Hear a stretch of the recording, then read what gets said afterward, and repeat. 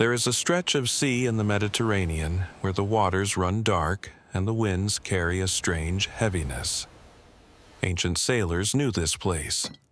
They whispered of it in harbor taverns, their voices dropping low, their hands instinctively reaching for amulets worn smooth by years of desperate prayer. The coastline there is jagged, a chaos of black rocks that rise from the foam like broken teeth. And on those rocks, according to those who survived to tell the tale, sat creatures of impossible beauty. They did not lure men with gold. They did not promise power or glory. They simply opened their mouths and sang. And for that song, for those few moments of transcendent sound, men threw themselves into the sea. They abandoned their ships, their families, their very lives. They swam toward those rocks with smiles on their faces, joy in their eyes, even as their bodies broke against the stone. This is the story of the Sirens. But it is not the story you think you know. We have been taught to see the Sirens as monsters, as femmes fatales of the ancient world, seductresses who use their beauty and their voices to destroy innocent men. But this understanding misses something crucial. It misses the tragedy at the heart of this myth. It misses the question that haunted the Greeks and haunts us still. What is it about the human soul that makes us pursue what we know will destroy us? What void exists within us that only oblivion can fill? The Sirens force us to confront an uncomfortable truth. Those sailors were not victims of deception.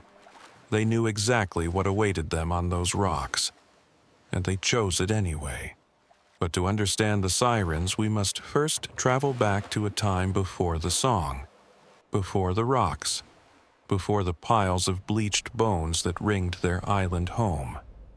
We must return to a meadow in Sicily, where the air was sweet with the scent of narcissus, and the laughter of young women echoed across fields of endless flowers. The Sirens were not always what they became. According to the poet Ovid and the fragments of older sources that have survived the erosion of millennia, they were once something far more innocent. They were the companions of Persephone, daughter of Demeter, goddess of the harvest. Imagine them as they were then. Young women of extraordinary beauty, some say the daughters of the river god Achelous. Others claim their mother was one of the muses themselves.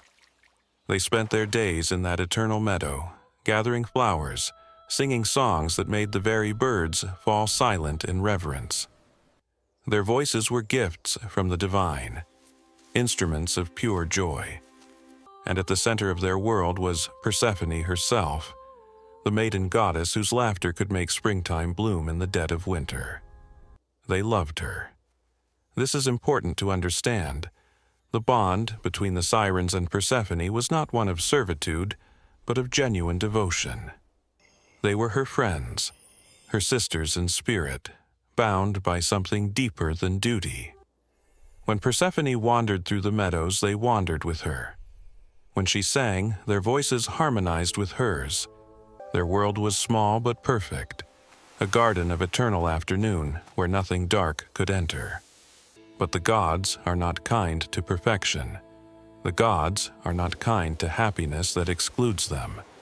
Hades, lord of the underworld, had been watching from below. Through cracks in the earth, through the roots of flowers that grew above his dark kingdom, he had glimpsed Persephone. And he wanted her. Not with the fickle desire of Zeus, who took what he pleased and moved on.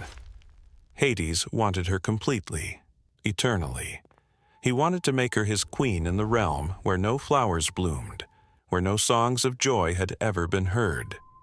He asked Zeus for permission, for in those days even the Lord of the dead deferred to the king of Olympus. And Zeus, who perhaps saw an opportunity to dispose of a potential rival for mortal worship, who perhaps simply did not care, gave his consent. What he did not do was ask Demeter. What he did not do was warn Persephone. The maiden would be taken, and that was that. The day it happened began like any other. The meadow was golden with morning light. Persephone had wandered ahead, drawn by a narcissus of unusual beauty, its petals white as moonlight, its fragrance intoxicating. The sirens followed at a distance, their songs drifting on the warm air. They saw her reach for the flower. They saw the earth begin to tremble. And then, with a roar that split the ground itself, the world tore open. A chasm appeared, black and bottomless, and from it rose a chariot of shadow drawn by horses whose manes were smoke and whose eyes burned with the cold fire of the underworld. Hades himself held the reins. Before Persephone could scream, before her companions could reach her, he had swept her into his arms and down into the darkness. The earth closed above them. The meadow fell silent, and the sirens were left standing where their friend had been, reaching toward empty air, their songs dying in their throats. What happened next varies depending on which ancient source you consult. Some say the sirens searched for Persephone everywhere, crossing land and sea, their grief driving them to the edges of the known world. Others claim they went to the gods and begged for wings so they might search the skies as well. Still others suggest a darker transformation, that their failure to protect their beloved friend earned them divine punishment. But the version that resonates most deeply, the one that explains everything that follows, is this. The sirens were not punished. They were not transformed by angry gods. They chose to become what they became. They asked for wings and received them. They asked for immortality and it was granted.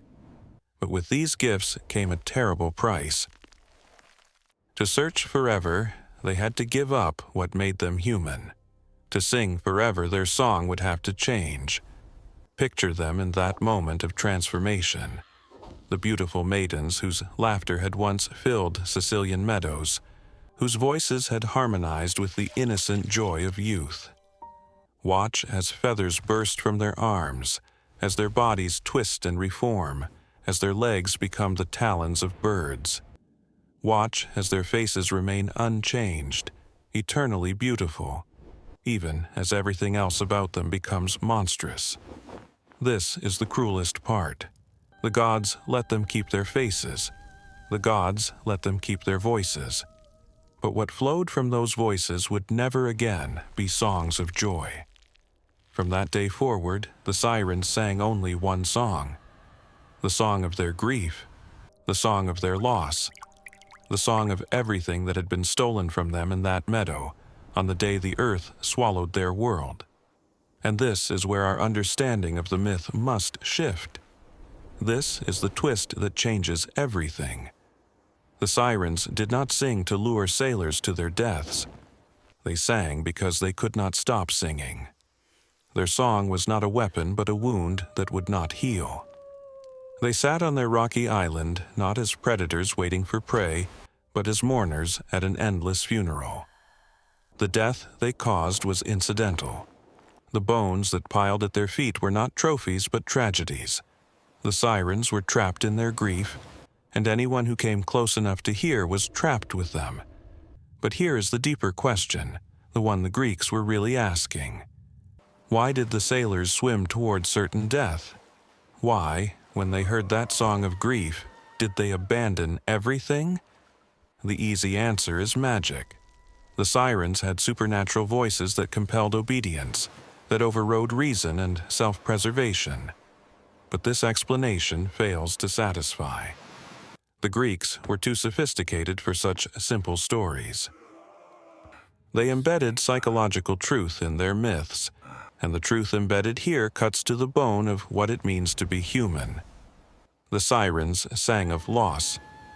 They sang of the unbridgeable gap between what we want and what we have, between who we are and who we wished we could be.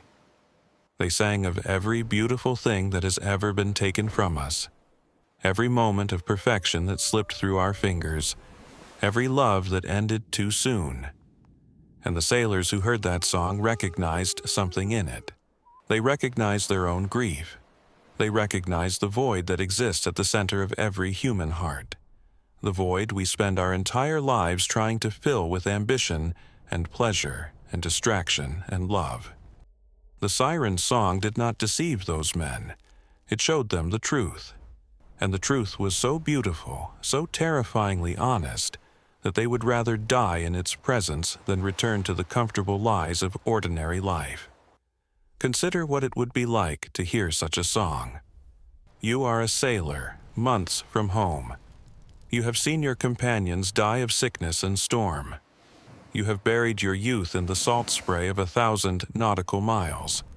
Your wife may have forgotten you. Your children may have grown up without you.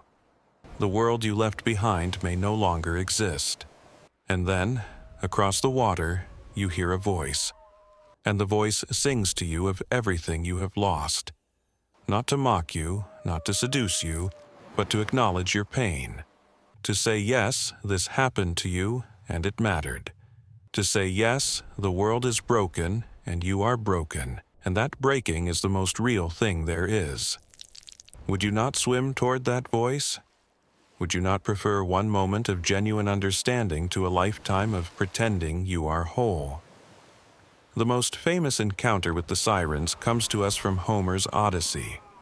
Odysseus, the man of many wiles, the hero who had survived the Cyclops and the witch Circe and the wrath of Poseidon himself, was warned by Circe of what awaited him.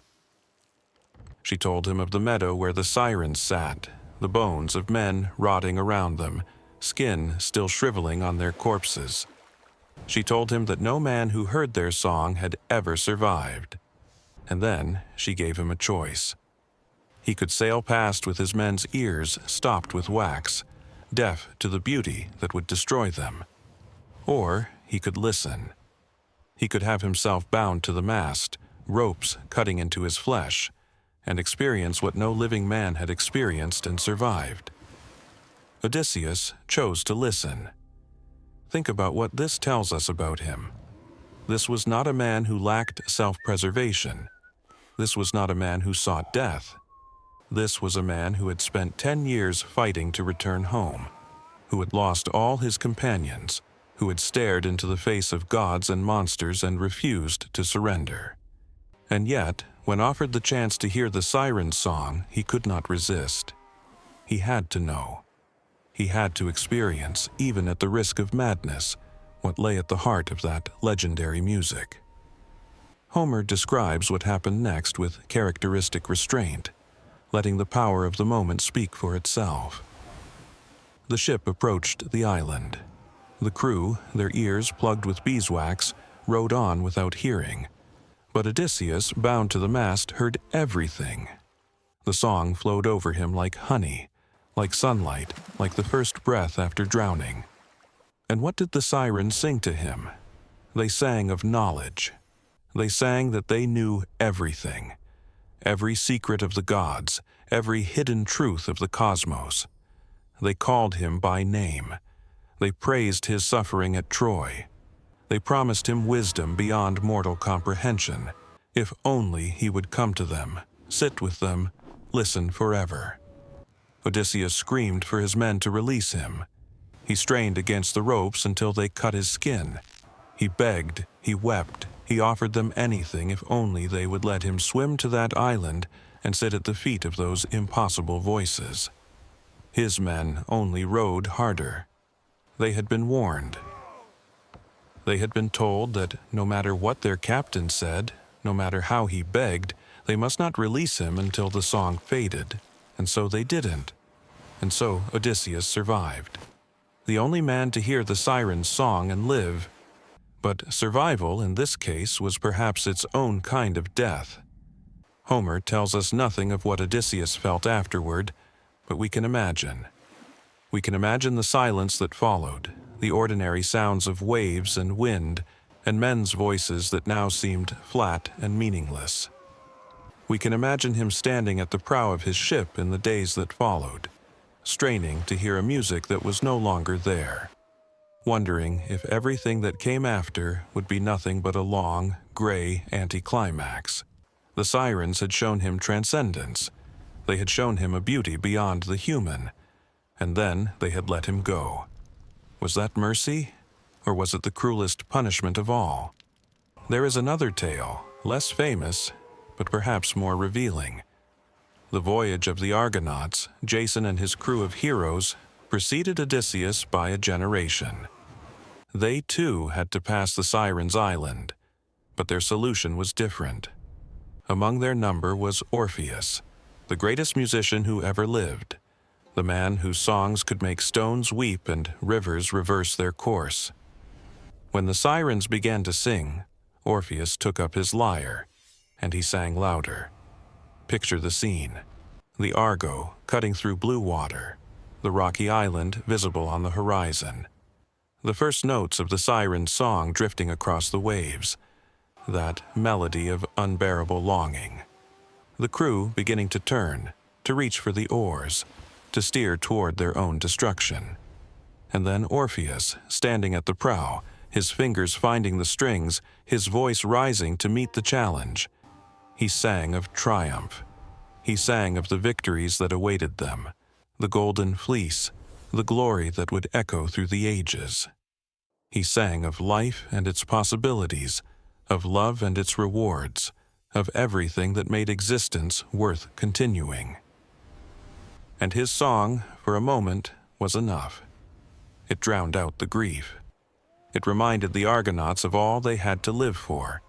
The ship sailed past. The crew survived. The Sirens were left behind, their voices fading into the eternal afternoon. But there is a detail in this story that often goes unnoticed. One man heard both songs.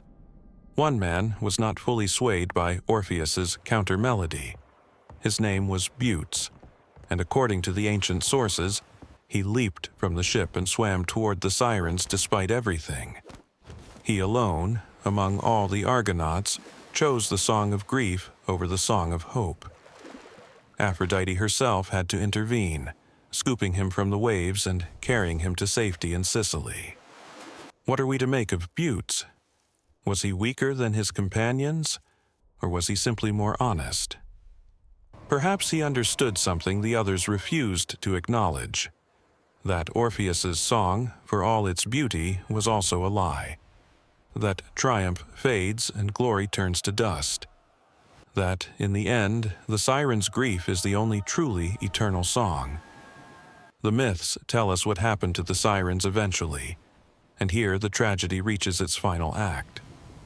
There was a prophecy, as there always is in Greek mythology, that the Sirens would die when a ship passed them and its crew did not succumb. Some say this meant Odysseus. That, when the man bound to the mast failed to reach them, failed to become another pile of bones at their feet, something in the Sirens broke. Their purpose, such as it was, had been denied. And without purpose, even immortals cannot survive. Other versions claim it was the Argonauts who sealed their fate, that Orpheus's song represented a defeat so complete that the Sirens threw themselves into the sea from shame. Either way, the result was the same. The creatures who had sung of death for so long finally embraced it themselves. Their bodies washed ashore at different points along the Italian coast. Temples were built over their remains. Sailors who had once feared them now prayed to them, burning incense over graves that held only bones and feathers and a silence where music once had been. But the Sirens' influence did not end with their deaths. Their image, their song, their terrible beauty echoed through the centuries. The Romans adopted them. The medieval Christians transformed them into demons of temptation, watery succubi who lured good men away from God. The Renaissance painters gave them back their beauty, draping them across rocks in oils that gleamed with sensuality and danger. And still today we cannot escape them. They appear in our films, our novels, our songs. The word siren itself has become synonymous with irresistible temptation, with the thing we know will destroy us but pursue anyway. We speak of the siren song of addiction, of fame, of destructive love. We recognize, even now, the truth the Greeks embedded in this ancient story. In popular culture, the Sirens continue their haunting work. The video game Hades gives them new voice, new dimension. The film O Brother, Where Art Thou? Reimagines their seduction in a Southern Gothic key. Beautiful women washing clothes in a river, their voices carrying across Depression-era America with the same fatal sweetness. Every femme fatale in every noir film owes something to those feathered figures on their Mediterranean rock. Every story about the thing we cannot resist, the vice we cannot abandon, the love that consumes us even as it burns, carries the echo of that original song. But perhaps the most profound modern interpretation comes from understanding the sirens not as external temptations, but as aspects of ourselves. The psychologists might call them the death drive, that impulse Freud identified, the strange pull toward dissolution that exists alongside our will to survive. Why do we drink too much, love the wrong people, return to situations we know will hurt us? Why, when we hear the voice of our own worst impulses, do we sometimes swim toward it with the same joy those ancient sailors showed? The sirens are not out there on some rocky island. They are within us. Their song is our own grief, our own longing, our own secret exhaustion with the effort of staying alive. And every day we must choose whether to stop our ears with wax, to bind ourselves to the mast, or to leap into the waves. The Greeks understood something about mortality that we often try to forget. They understood that to be human is to be half in love with our own ending. We build civilizations and paint masterpieces and raise children who will remember us. But underneath all that noise, there is a quieter voice. The voice that whispers of rest. The voice that promises an end to struggle. The voice that asks with the gentleness of a mother singing a lullaby whether we might not simply stop. Close our eyes. Let the current take us. The sirens gave that voice a form, a face, a song. They made visible the invisible struggle that defines our species. And in doing so, they forced us to confront a question that has no easy answer. Is it nobler to resist the sirens or to surrender to them? The myths seem to celebrate Odysseus for his cleverness, for his survival. But survival is not the same as victory. Odysseus went home to Ithaca, yes. He reclaimed his throne and his wife and his son. But the ancient sources tell us he could not stay. Something had been broken in him, some restlessness that drove him back to the sea again and again. Dante imagines him sailing west beyond the Pillars of Hercules, seeking something he could not name, until the waves closed over him at last. Perhaps the siren's song had planted a seed. Perhaps, having heard transcendence, he could never again be satisfied with ordinary life. There is a poem by Rainer Maria Rilke, written millennia after the last siren threw herself into the sea, that captures something essential about this myth. He writes of beauty being nothing but the beginning of terror we can still just barely endure. The siren song was beautiful. That much every source agrees upon. But it was also terrible. It forced those who heard it to confront the limits of their own existence, the smallness of their own joys, the inadequacy of their own songs. And in that confrontation, some men chose death. Not because they were weak, but because they glimpsed something true. They glimpsed the gap between what is and what could be, and they could not bear to look away. As this tale draws to its close, consider your own life. Consider the sirens that call to you, the songs that promise oblivion in the guise of fulfillment. They are different for each of us. For some, it is the bottle or the pill, the substance that quiets the noise but demands more and more in payment. For others, it is the relationship that consumes rather than nourishes, the love that looks like devotion but feels like drowning. For still others, it is work without end, ambition that devours everything in its path, the drive to achieve that leaves nothing behind but achievement. We all have our rocky islands. We all hear the song. The question is not whether we will be tempted. The question is what we will do when the music begins. Perhaps the wisest approach is not Odysseus's, with his ropes and his wax and his desperate need to hear without surrendering. Perhaps it is not the Argonauts either, drowning out grief with the louder music of ambition.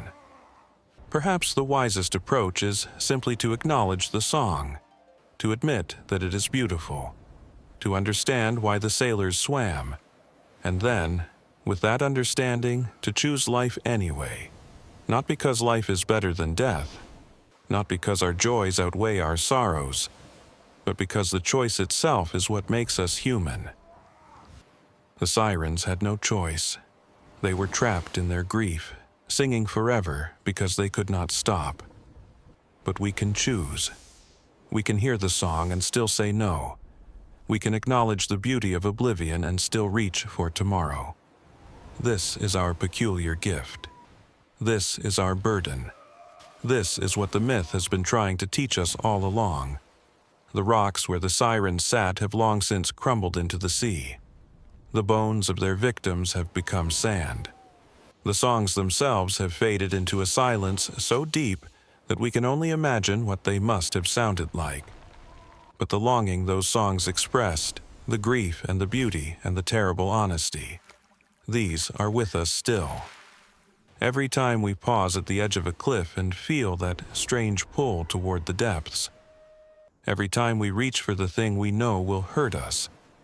Every time we hear, in the small hours of the night, a voice that sounds almost like music, calling us toward rest we have not earned.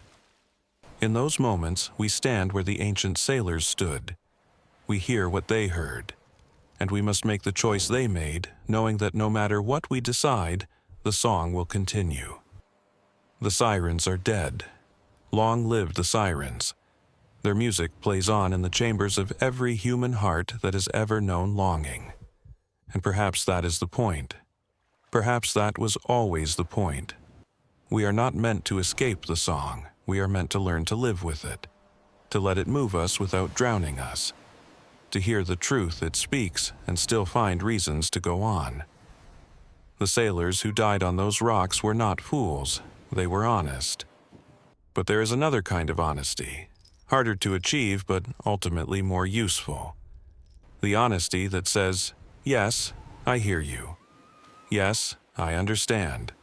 But not today, not yet. Let the song play. Let the waves crash against your small boat. And keep rowing toward a shore you may never reach, simply because the rowing itself is enough. Simply because the refusal to surrender is its own kind of music. This is what the Sirens taught us, though they never meant to teach it. This is the gift hidden in the curse. We are small. We are mortal. We are drawn to our own destruction, but we are also capable of choice. And in the space between hearing and swimming, between knowing and surrendering, we find something the Sirens themselves could never possess. We find freedom. And perhaps, in the end, that freedom is the only song worth singing.